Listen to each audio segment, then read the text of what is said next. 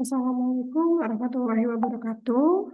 Pada kesempatan kali ini, saya akan menjelaskan tentang imunologi transplantasi. Transplantasi merupakan proses mengambil sel atau jaringan atau organ dari satu individu dan menempatkannya ke individu yang berbeda untuk tujuan mengatasi defisit fungsional atau anatomi pada pasien atau penerima graf. Nah, contohnya seorang pasien yang mengalami gagal ginjal kronis yang kemudian secara fungsi dan anatomi ginjalnya sudah tidak berfungsi, maka dia membutuhkan graft atau transplant dari individu lain. Nah, proses untuk pemindahan sel, jaringan, atau organ pada manusia dari satu individu ke individu lainnya ini disebut dengan transplantasi. Nah, individu yang memberikan graft atau transplant, baik berupa sel, jaringan, ataupun organ, ini disebut dengan donor, sedangkan penerimanya disebut dengan resipien.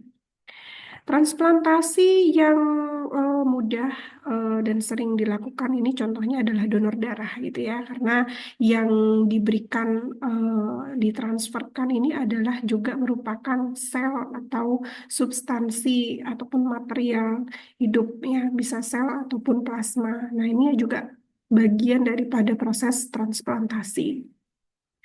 Nah, namun transplantasi ini walaupun memberikan solusi gitu ya, ada beberapa permasalahan yang perlu diperhatikan, yaitu utamanya adalah ketidakcocokan ya antara graf donor dengan kondisi situasi dari penerima atau pasiennya. Ya, ketika terjadi ketidakcocokan, maka yang dilakukan oleh pasien adalah menolak atau menimbulkan reaksi rejeksi ataupun penolakan. Contohnya, misalnya penggantian kulit yang rusak pada pasien luka bakar dengan transplantasi kulit dari donor ini kalau tidak sesuai maka akan terjadi reaksi penolakan atau rejeksi. Misalnya dalam bentuk eh, kulit yang ditransplantasikan ini mengalami kematian sel atau nekrosis dan lepas ya, yang mungkin bisa terjadi 1 sampai 2 minggu. Nah, kondisi situasi seperti inilah yang perlu diperhatikan pada saat proses terjadinya transplantasi. Nah, rejeksi ataupun penolakan ini bisa ringan bahkan berat gitu ya, sehingga proses untuk peninjauan sebelum terjadi dilakukannya transplantasi itu sangat penting dilakukan. Misalnya uji kecocokan, cross-match dan seterusnya, prosedur tersebut harus dilakukan. Reaksi penolakan ini tidak hanya menimbulkan gangguan pada pasien, tetapi juga bahkan menimbulkan kegagalan transplantasi dan juga bisa menyebabkan reaksi inflamasi yang nantinya akan mengganggu kesehatan pasien tersebut pasca dilakukannya transplantasi. Sekarang kita masuk ke tipe-tipe graft atau transplant atau organ yang ditransplantasikan. Ada dua jenis, yaitu autograft dan syngeneic ya. Autologus atau autograf ini adalah graf yang diambil dari satu individu dan ditransplantasikan ke individu yang sama. Jadi misalnya dari satu orang ya, dia mentransplantasikan sebagian jaringannya di organ bagian satu, kemudian diberikan ke organ bagian yang lain. Itu disebut dengan autograf atau autologus. Sedangkan graf syngeneic ini adalah graf yang ditransplantasikan pada dua individu yang berbeda namun identik ya, misalnya sesama manusia gitu ya. Dari satu manusia ke manusia yang lain gitu. Jadi dua individu tapi masih dalam satu apa namanya spesies gitu ya, manusia Homo sapien. Nah, karena juga bisa dilakukan transplant itu berbeda spesies ya, misalnya dari hewan gitu ya. Ada lagi tipe graf ya, berdasarkan jenis individu spesiesnya ya, itu terbagi menjadi alograf dan xenograf. Untuk alograf, ini adalah transplantasi graf antara dua individu dengan genetik yang berbeda dari spesies yang sama, ya. Misalnya dari manusia ke manusia yang lain. Ini spesiesnya sama, sama-sama Homo sapien atau manusia, tetapi individunya berbeda, otomatis secara genetik juga berbeda. Sedangkan yang satu lagi adalah graf xenogeneik atau disingkat dengan xenograf. Ini adalah tipe transplantasi antara individu yang berbeda spesies gitu ya. Ini dicontohkan misalnya dari babi ke manusia. Itu adalah xenogeneik atau xenograf. Nah, berikut ini adalah pola-pola rejeksi yang mungkin ditimbulkan oleh proses transplantasi gitu ya. Ini dicontohkan misalkan pada hewan coba. Misalnya pada bagian yang pertama ya, ada donor dengan strain A ya. Ini adalah tikus ya, tikus putih begitu. Ada dua tikus. Yang pertama adalah strain A dan yang kedua adalah strain B. Di mana strain A itu sebagai donor yang mentransplantasikan organnya kepada strain B gitu. Kemudian pada hari ketiga ini terjadi awalnya tidak terjadi rejeksi, kemudian rejeksi baru terjadi di hari ke-10 ya, hari ke-10. Nah, kemudian di mekanisme atau skema berikutnya ini adalah donor dari strain A kepada strain B yang sudah disensitisasi oleh antigen dari A. Jadi di dalam tubuhnya itu mengandung material imun yang berasal dari A. Jadi dari percobaan sebelumnya gitu. Nah, kemudian dilihat pada hari ketiga ini juga terjadi rejeksi, tuh ya, terjadi rejeksi. Kemudian di percobaan yang lain ini dilakukan donor dari strain A kepada strain B yang sudah diinjeksikan antibodi terhadap A, gitu ya, antibodi terhadap A. Nah, kemudian dicek lagi di hari ketiga, ini juga sama, masih terjadi rejeksi.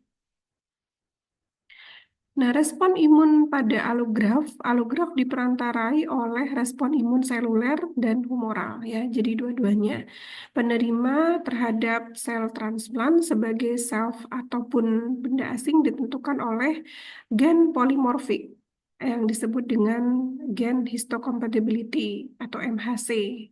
Kalau di manusia namanya HLA, Human Leukocyte Antigen. Jadi human leukocyte antigen inilah yang bertanggung jawab untuk menentukan gitu ya, apakah ada terjadi reaksi penolakan atau tidak ya, molekul MHC Major Histocompatibility Complex. Kalau manusia namanya HLA atau Human Leukocyte Antigen. Nah, ini juga pola-pola rejeksi gitu ya. Misalkan yang percobaan A, donor strain A itu ditransplantasikan ke strain A yang sudah memiliki MHC yang sudah kenal terhadap MHC strain A. Jadi tidak ada rejeksi. Jadi kita perlu memberikan antibodi ya terhadap A untuk menghindari adanya rejeksi. Seperti itu. Nah, tipe-tipe transplantasi ini ada transplantasi ortopik dan ada transplantasi heterotopik.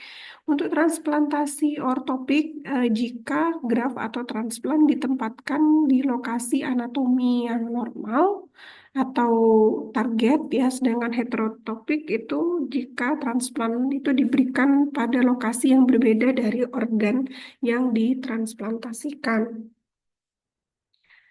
Nah, di dalam transplantasi kita juga mengenal prinsip antigen, ya. Ada antigen untuk transplantasi darah, sel darah dengan sistem ABO, ada antigen histocompatibility mayor dan ada antigen histocompatibility minor. Nah, pada transplantasi darah atau kita sebut dengan donor darah, ini kita mengenal ada berbagai jenis golongan darah. Salah satu yang sering digunakan adalah sistem ABO. Jadi di dalam sistem ABO, golongan darah itu ada golongan darah A, golongan darah B, golongan darah AB, dan golongan darah O. Golongan darah A itu memiliki kandungan antigen di dalam eritrositnya, yaitu agglutinogen A, dan memiliki antibodi di dalam plasma darahnya, yaitu agglutinin B atau anti B.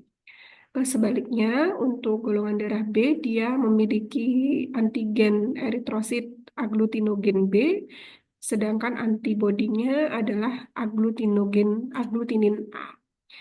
Kemudian untuk golongan darah AB, ini dia memiliki agglutinogen A dan B, dia hanya memiliki antigen, tetapi tidak memiliki antibodi.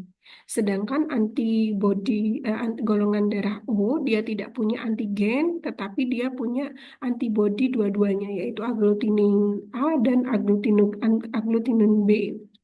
Nah, dalam hal ini kecocokan golongan darah ditentukan dari jenis golongan darah berdasarkan ada tidaknya antigen tersebut gitu ya. Contohnya golongan darah A itu hanya cocok diberikan kepada golongan darah yang memiliki agglutinogen A dan agglutinin B, yaitu golongan darah A dan AB. Jadi golongan darah A hanya bisa diberikan kepada golongan darah A juga dan golongan darah AB. Sama seperti golongan darah A, golongan darah B juga hanya bisa diberikan kepada individu yang memiliki agglutinogen B dan agglutinin A, yaitu golongan darah B dan golongan darah AB. Sehingga golongan darah B hanya bisa diberikan kepada golongan darah B dan golongan darah AB. Untuk golongan darah AB, karena dia tidak memiliki antibodi, punyanya hanya antigen saja, yaitu agglutinogen A dan B, maka dia hanya bersifat menerima, gitu ya. Sehingga golongan darah AB itu dikenal dengan resipien universal. Dia mampu untuk menerima donor dari golongan darah apapun, baik itu golongan darah A, B, AB maupun O. Nah, sedangkan golongan darah O dia tidak memiliki antigen, tetapi dia memiliki antibodi agglutinin A dan agglutinin B. Sehingga golongan darah O ini lebih bersifat mendonorkan darah. Ya, jadi golongan darah O disebut dengan donor universal. Dia bisa mendonorkan ke golongan darah A, golongan darah B, dan golongan darah AB dan juga O. Kebalikan dari golongan darah AB. Nah, di dalam transfusi darah ini juga bisa terjadi reaksi rejeksi gitu ya. Misalnya eh, ada darah donor yang masuk ke dalam tubuh, kemudian kalau tidak cocok ya maka akan terjadi aglutinasi ya, aglutinasi karena ada pertemuan antara antigen dengan antibodi yang tidak cocok seperti itu. Nah, sehingga eh, hal ini menimbulkan reaksi rejeksi, salah satunya adalah hemolisis atau pecahnya sel darah merah. Nah, selain antigen yang terdapat pada eritrosit, pada sistem golongan darah ABO atau transfusi darah gitu ya, dalam proses transplantasi cocok tidaknya juga ditentukan dari antigen yang disebut dengan MHC atau Major Histocompatibility Complex. Ya, ini merupakan antigen yang biasanya diperhatikan ya dalam proses transplantasi. Ada tiga kelas MHC, kalau di manusia namanya HLA, Human Leukocyte Antigen, ada HLA kelas 1, HLA kelas 2, dan HLA kelas 3. Nah, ini adalah gambaran Major Histocompatibility Complex. Jadi, Major Histocompatibility Complex ini ada di dalam pada membran sel darah putih begitu ya, yang ada pada donor dan akan dikenali oleh resipien. MHC itu ada 3 jenis tadi, ada 3 kelas. Kelas 1 ini biasanya terletak di dalam nukleus. Fungsinya adalah untuk merekognisi sel tumor atau infeksi virus ya. Kemudian HLA kelas 2 ini terdapat pada permukaan membran APC atau antigen presenting cell, ada pada limfosit B, dan ada pada makrofag, sel dendritik, dan sel imun lainnya. Ya, eh, MHC kelas 2 ini biasanya mengenali antigen asing yang dilakukan oleh limfosit T, CD4 atau T helper. Sedangkan HLA kelas 3 ini terdapat pada plasma darah yang berfungsi untuk melisiskan patogen ekstraseluler ya. Jadi MHC atau HLA yang dimiliki oleh resipien ini nantinya akan bereaksi terhadap antigen yang masuk dari donor gitu ya. Adapun langkah-langkah terjadinya rejeksi pada allograft pada 2 individu yang berbeda namun masih dalam satu spesies, yaitu dari manusia ke manusia, ini terjadi penerimaan jalur direct atau langsung dan tidak langsung, yang mana penerimaan ini akan mengaktifkan limfosit, terutama limfosit T dan limfosit B, yang kemudian limfosit tersebut akan berdiferensiasi dan melakukan ekspansi perluasan ke jaringan ya, lebih banyak lagi proliferasi sel T dan sel B-nya, kemudian akan terjadi reaksi respon imun dan mengaktifkan fungsi efektor. Setelah dilakukan proses respon imun, kemudian reaksi tersebut akan disimpan atau di memori. Ada 2 jalur rejeksi, ada jalur direct atau pengenalan langsung, ada yang pengenalan tidak langsung ya. Ini misalnya untuk yang jalur direct atau jalur langsung ya, dari donor ke resipien gitu.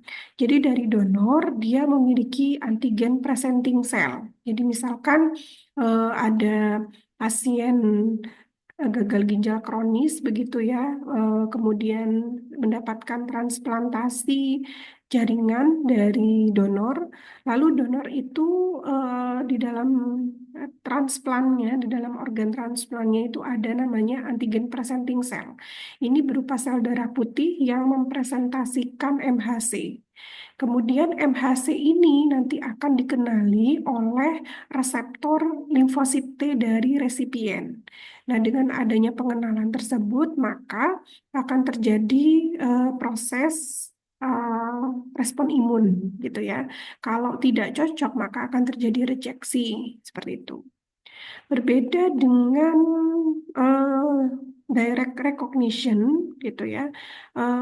Indirect recognition ini kebalikannya, ya. Jadi yang bereaksi untuk membentuk MHC itu adalah dari resipiennya. Nah, kemudian resipien ini akan eh, MHC-nya akan dikenali oleh reseptor dari limfosit T gitu. Dari limfosit T dengan adanya apa namanya antigen dari donor ya, kemudian akan menimbulkan reaksi respon imun. Ya, jadi ada 2 tahapan pengenalan terhadap MHC, baik itu MHC dari donor sendiri maupun dari resipien. Pengenalan alloantigen direct atau secara langsung, 2% dari sel T dapat langsung mengenali dan menanggapi molekul tunggal MHC dari donor ya. Tingginya frekuensi sel T yang reaktif terhadap molekul MHC alogenik menimbulkan respon imun yang kuat secara in vivo pada allograft. Untuk pengenalan antigen indirect atau tidak langsung, antigen minor histocompatibility ini menentukan kemampuan menginduksi reaksi penolakan molekul MHC secara lemah atau lambat, gitu. Dan secara signifikan dapat merangsang respon host ya atau terhadap transplantasi yang dilakukan. Aktivasi limfosit alloreaktif direct itu dimulai dari APC donor yang melepaskan molekul MHC, kemudian migrasi ya ke apa sistem sirkulasi tubuh, kemudian akan dikenali oleh reseptor dari sel T, gitu ya. Kemudian akan menimbulkan reaksi respon imunitas. Sedangkan untuk reaksi aloreaktif indirect ini sel dendritik host bermigrasi ke graft ya, jadi dari resipien masuk ke dalam transplant begitu, kemudian akan dikenali MHC-nya oleh transplant, lalu dari transplant sendiri kemudian akan menimbulkan atau melepaskan protein yang protein tersebut akan dikenali oleh reseptor dari resipien dan kemudian baru dilakukan reaksi penolakan atau rejeksi. Nah, itulah perbedaan antara reaksi transplant reaksi penolakan direct dan indirect. Jadi kalau yang direct itu antigennya langsung dari donor ya kemudian dikenali langsung oleh resipien, sedangkan untuk yang indirect dari resipien masuk dulu ke organ transplant, kemudian dari organ transplant melepaskan MHC lalu dikenali oleh sel T resipien lagi. Itu jadi tahapannya ada dua. Nah, untuk aktivasi limfosit aloreaktif ini diperankan oleh limfosit T gitu ya, sel T helper maupun CTL. Kemudian setelah ada reaksi respon imun, lalu sel T memori juga akan berperan. Sel T tidak hanya berekspansi pada populasi sel antigen spesifik, tetapi juga memiliki respon yang lebih cepat dan kuat daripada naive cell, ya daripada sel limfosit yang belum berdiferensiasi menjadi sel T. Nah, aloreaktif dari CD4 dan CD8 sel T diaktifkan oleh alloantigen graft yang menyebabkan mekanisme penolakan yang berbeda satu dengan yang lainnya. Jadi antara T helper dengan CTL punya mekanisme rejeksi yang berbeda. Kalau CD4 itu dia akan melepaskan sitokin, kemudian akan menyebabkan kerusakan melalui proses inflamasi yang distimulasi oleh sitokin yang dilepaskan tadi. Sedangkan untuk CTL dia dia akan menimbulkan reaksi lisis pada organ transplant.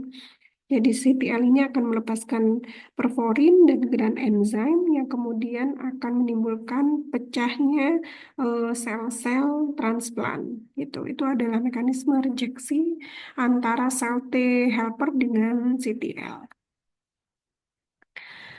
Kemudian perbedaan induksi untuk CD4 dan CD8. Kalau CD8 itu biasanya diinduksi melalui direct recognition tadi, jadi langsung dari MHC donor. Sedangkan untuk CD4 itu biasanya dirangsang secara jalur indirect ya. Manfaat untuk proses rejeksi ini diperlukan imunosupresif atau imunosupresan ya. Kita perlu diberikan juga selain setelah transplantasi itu diberikan obat-obatan yang bersifat imunosupresif yang bisa menekan respon imun sehingga proses rejeksi bisa berkurang. Ini aktivasi alloreaktif sel T ya melalui proses sensitisasi. Kalau tadi T helper itu secara direct ya, sedangkan sel T CTL itu secara indirect. Untuk reaksi rejeksi imun itu ada 3 jenis, hiperakut, akut, dan kronis. Untuk reaksi hiperakut, rejeksi hiperakut ditandai dengan adanya oklusi trombotik dari pembuluh darah Graft. Jadi pembuluh darah akan mengalami apa namanya pengikisan atau oklusi yang dimulai dari beberapa menit hingga jam setelah pembuluh darah host di anastomosis pembuluh darah Graft atau dihubungkan dengan pembuluh darah donor gitu ya dan dimediasi oleh antibodi yang sudah ada sebelumnya dalam sirkulasi host yang mengikat antigen endotel. Jadi reaksi hiperakut ini sangat cepat reaksinya terjadi pengerusan dinding pembuluh darah yang menyebabkan kerusakan pada pembuluh darah. Sedangkan untuk reaksi rejeksi akut ini terjadi beberapa hari sampai minggu. Kalau hiperakut tadi beberapa menit sampai jam, ini lebih lambat ya, hari sampai minggu, namun masih tergolong cepat dibandingkan kronis ya. Reaksi penolakan akut ini berupa proses vaskular dan parenkim mengalami cedera yang dimediasi oleh limfosit T dan limfosit B. Nah, nantinya akan mengalami kerusakan juga pada pembuluh darah dan organ transplant. Sedangkan rejeksi kronis ini bertahan hingga lebih dari 6 bulan, perlahan-lahan akan merusak vaskular, akan terjadi vaskularisasi transplant sehingga pembuluh darah akan semakin menyempit gitu karena adanya proliferasi dari otot-otot ya sel-sel otot intima di pembuluh darah. Nah, sehingga nanti akan menyebabkan penyempitan pada pembuluh darah. Sebelum kita melakukan proses transplantasi, dibutuhkan adanya uji kompatibilitas atau uji untuk melihat apakah resipien itu bisa menerima transplant dari donor, gitu ya. Ada 4 jenis pre-transplant testing atau uji kompatibilitas transplantasi, mulai dari melihat kecocokan darah, ya, baik menggunakan sistem ABO ataupun sistem yang lain seperti Rhesus dan lain-lain. Kemudian juga melihat kecocokan HLA, Human Leukocyte Antigen, kecocokan antibodi spesifik untuk HLA, dan reaksi cross-matching.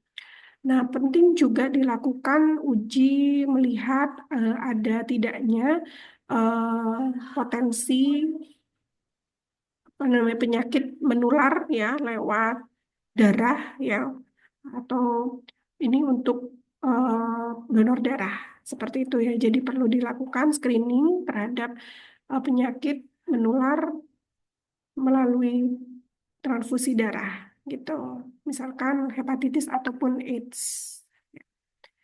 Nah, baik, demikian tadi untuk materi imunologi transplantasi yang juga merupakan bagian dari apa namanya pengembangan atau implementasi imunologi di dalam ilmu kedokteran ataupun farmasi.